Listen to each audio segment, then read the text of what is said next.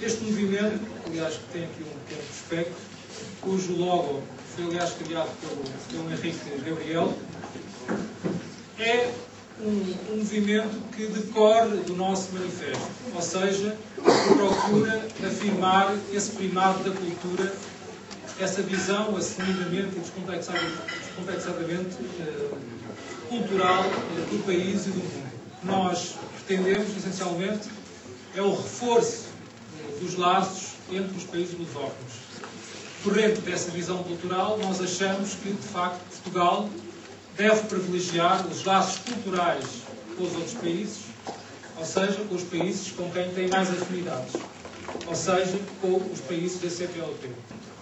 Muito na linha do sonho de Agostinho da Silva, como é sabido, a CPLP teve como grande inspirador Agostinho da Silva, logo nos anos 50 prefigurou essa comunidade dos países de língua portuguesa e na altura considerou que era o Brasil que poderia ser o porta-estandarte desse ideal, já que Portugal, nesses anos 50 e 60, permanecia a defender uma estrutura completamente anacrónica, uma estrutura de cariz colonial.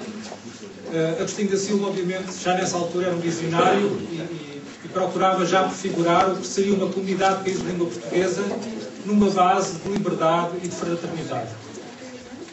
Depois, quando regressou a Portugal no final dos anos 60 e nas décadas seguintes, de 70, 80 até meados de 90, como é sabido, Agostinho da Silva faleceu em 1994, que fará em 2009, a 3 de abril de 2009, 15 anos.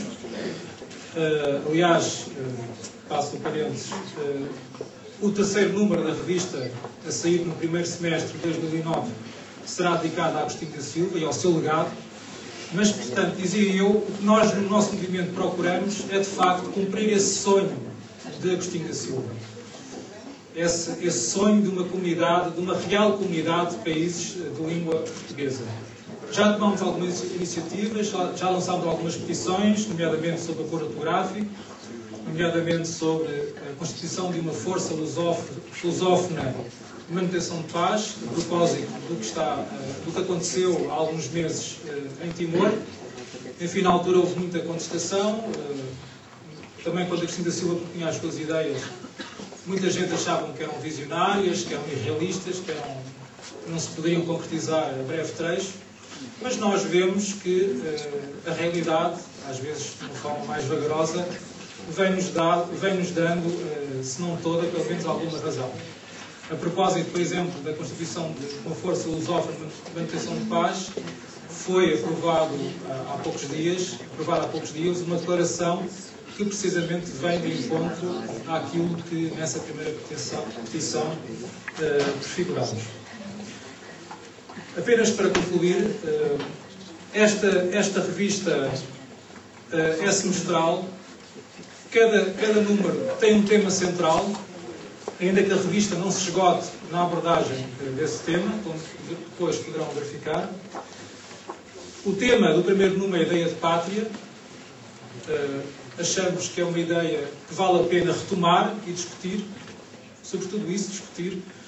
Eu próprio digo aqui a alguns que só vale a pena discutir questões importantes e, sendo a pátria, a nosso ver, uma questão importante, pode e deve ser discutida. O segundo número, a sair em novembro deste ano, terá como tema António Vieira e o futuro da lusofonia. Como é sabido, em 2009 comemora-se o 4º centenário do nascimento de António Vieira, uma das grandes figuras da nossa cultura.